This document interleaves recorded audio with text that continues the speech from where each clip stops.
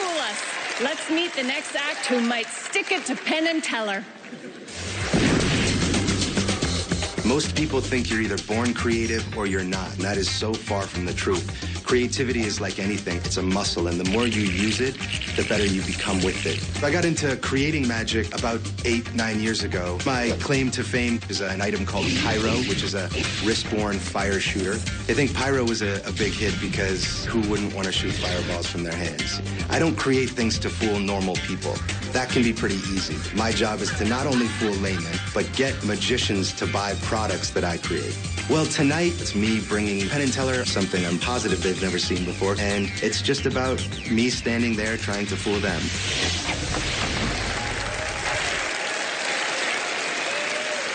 Along with a randomly selected member of our audience, please welcome the inventive magic of Adam Wilber. Thank you, Allison. Thanks so much. What's your name? Tony. Tony, I'm Adam. Pleasure to meet you. Nice to meet you. Can I borrow a dollar bill from you? I do have a dollar. Beautiful. You from Chicago? I am. All right, that's where I would keep it too. Perfect, perfect. Tony, I'm going to have you do me a favor. I'm going to have you sign this, and I'll put a little box so you know exactly where to write for me. So if you put your name right there, that would be excellent. Okay. Now, a lot of people ask me why I do magic for a living. It's a kind of an honest and interesting question. And the answer is pretty simple. For the money. See how easy that is when you're a magician? Now, Tony, we're going to get back to your bill in a moment. But first, since we're on this beautiful stage, I figured I'd show you something cool. Would you like to see a magic trick? Perfect. Coincidentally, you have exactly the right amount. Welcome to Vegas, my friend. Now, before we get to that, I want to tell you a little bit of a story about how I got interested in magic when I was a kid.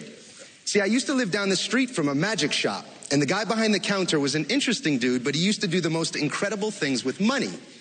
I'll show you the very first thing he showed me when I walked into his shop. He had this little wooden paddle. It didn't look like much to me. It had pieces of paper on each side with money signs on them. That's 3 here, 3 here. Again, doesn't look like much until he did the magic shake. Watch careful, Tony. It looks like this. And now those paper have turned into pennies. That's 3 here and 3 here. I was stunned to silence myself. I get it. Now, this was at the time the most incredible thing I had ever seen in my entire life. Keep in mind, I was 6 years old, right? But so incredible that I bought the effect. I went to my house and I spent the better part of a week changing paper into pennies and laughing to myself like a crazy person the entire time.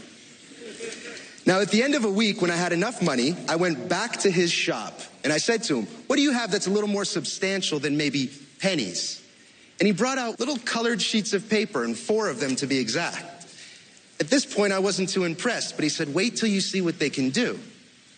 So, Tony, watch careful. We're going to take 4 of these pennies. I'm going to place them right in the middle of this trash paper. We'll call it that for now. Very fairly, all I'm going to do is fold them into a little bundle of trash paper, essentially.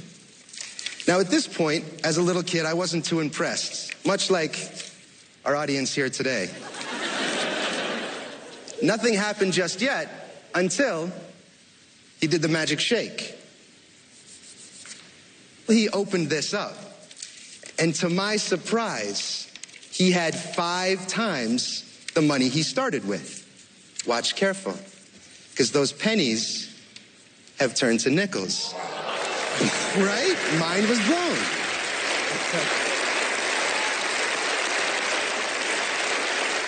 So, of course, I said, ring me up.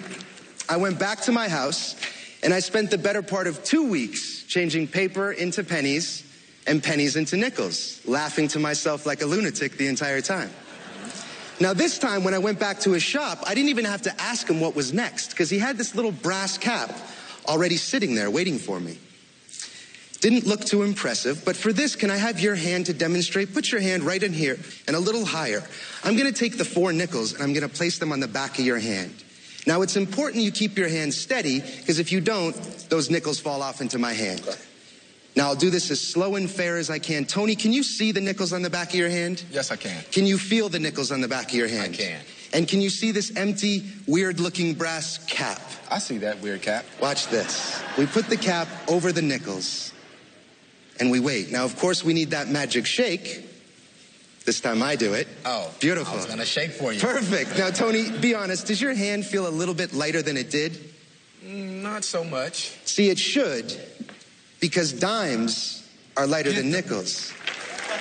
4 dimes from 4 nickels. Thank you very much. Thank you. So I went back to the magic shop, and I asked the guy, do you have anything with foldable money, something I could actually make a living with? And what he showed me next changed my life. This thing right here. At this moment, not too impressive, but let me show you what it does. Tony, is this your bill? That is. The one that you gave to me? Yes, it is. I appreciate that. Thank you very much.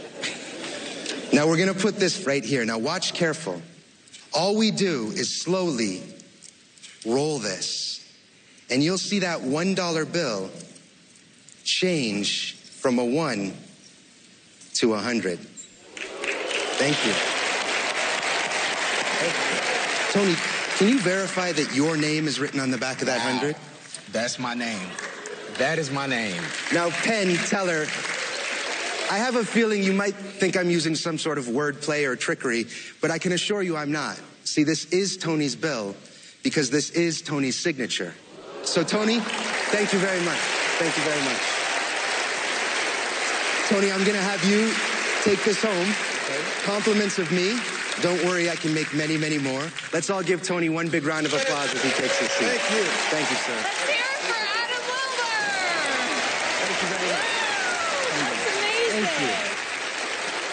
So, an inventor. I love that creativity process of trying to make a problem that's both entertaining and fun to watch, but also fooling at the same time. Do you have more tricks in the pipeline that you're sort of... I do have a few that are far-fetched ideas, but I think that's where the best magic comes from. Thinking way outside of a box of impossibility and then whittling it down to something that's a happy middle ground, you know? Do you, like, wake up in the middle of the night with, like, I do. an idea? I'm like, I do. oh, I gotta try it. Yeah, anyone here, always keep a notebook by your bedside, and it's one of the biggest keys I can give you.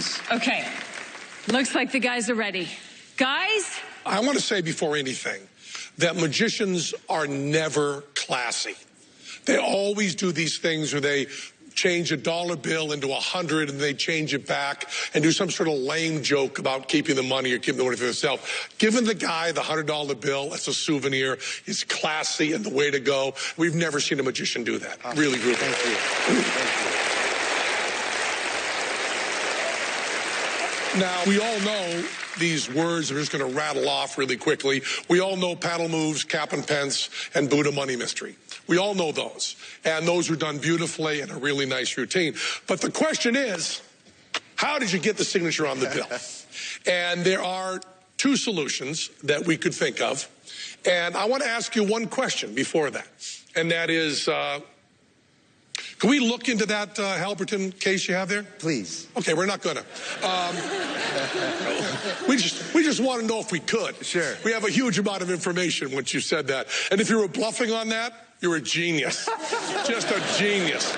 So I think that little question and answer gave us a little window into how you might have done this trick. A little bit of a way to frame the whole thing and get a very clear idea of how you ended up giving that guy a $1 bill turned into 100 with his signature right on there. It's a wonderful, wonderful act. Thank you very much, but no window whatsoever. I know where you're going. Absolutely not. No window at all? Shape or form, no. And we can look in the case? Yes. Seems like the wrong guess, even though I don't know what they're talking about. Wait. Oh, this is exciting, people. Oh, there's no window in there. No. I don't know what that means.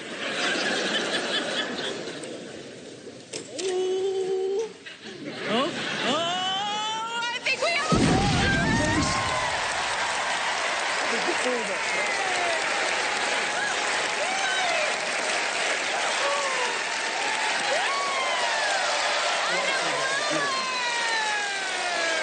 Congratulations! You had 2 choices, both of them wrong. Wow, I did not see that coming, and clearly neither did Penn and Teller. Let's see if we have another fooler on our hands after the break.